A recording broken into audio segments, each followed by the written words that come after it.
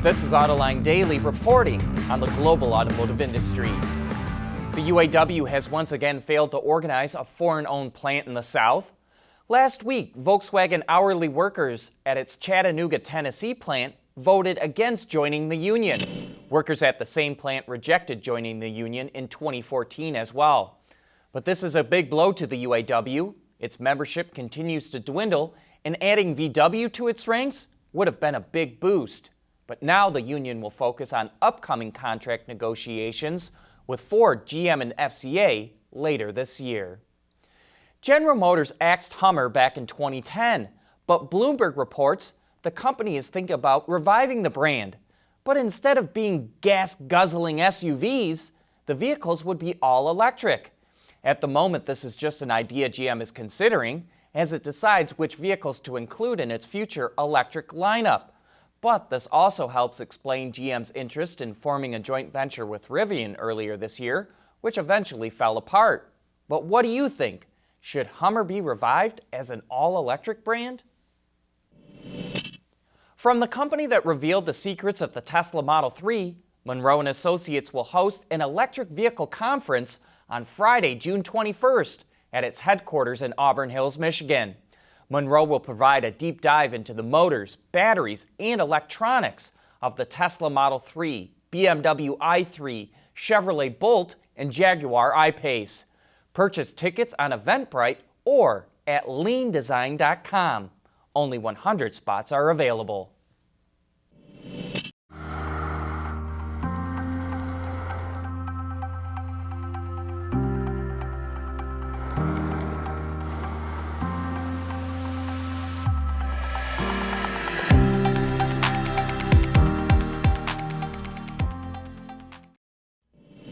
Say, which automakers do suppliers like to work with? According to the latest supplier survey conducted by Plant Moran, suppliers give the best marks to Toyota and Honda and the worst marks to Nissan and FCA. The study measures how much suppliers trust the automakers, how well they communicate together, and the impact of late engineering changes. The study evaluates OEMs by chassis, powertrain, body in white, interior, and electrical and electronics. A key thing to look at is the trend lines. Suppliers increasingly like what GM is doing and are increasingly frustrated by FCA. Vietnamese startup VinFast has ambitions to make 500,000 vehicles a year by 2025. And here's the first vehicle it's going to offer. Built in Vietnam, the Fadil is a small hatchback based on the Opel Karl Rox that carries a starting price of just under $17,000. VinFast also plans to come out with a sedan and SUV, which are based on BMWs, feature styling done by Pininfarina, and have components engineered by Magna. The company is scheduled to start exports in the middle of next year, and it's going to need those other markets to reach its 500,000 vehicles a year goal. In the first 5 months of the year, Vietnam has sold less than 120,000 new vehicles. As Volkswagen gets ready to launch its first ID electric vehicle, it's making sure that customers aren't worried about having to replace an expensive battery pack. The automaker guarantees its packs will retain at least 70% of their usable capacity after 8 years or 160,000 kilometers, which is about 100,000 miles. And that's right in line with the Audi e-tron, Jaguar I-Pace, and standard range Tesla Model 3.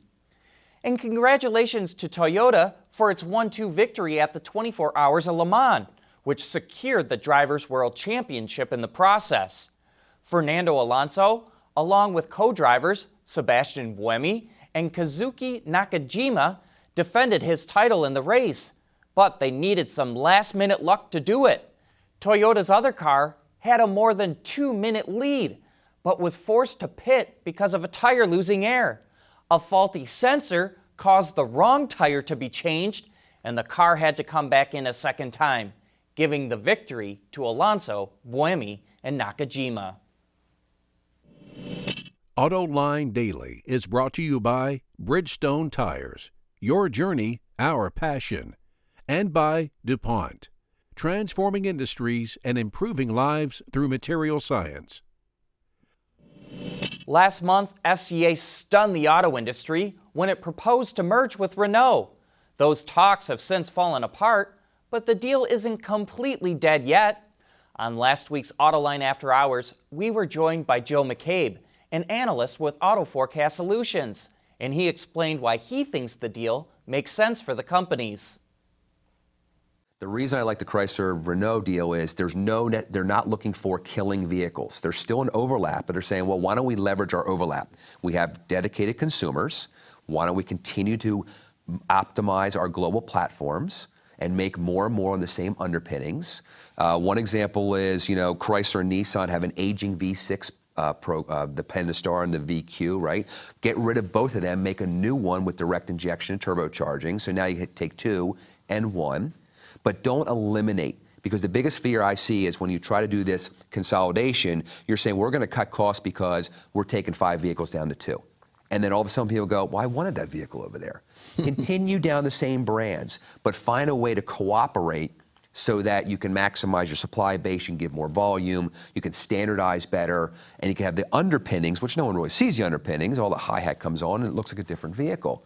But every one of them, Chrysler, Renault, Nissan, have 15 different crossovers. I'm not saying get rid of any. So we did a little map and said, yeah, there's a lot of issues here. Chrysler would get electrification, right, which they're not in.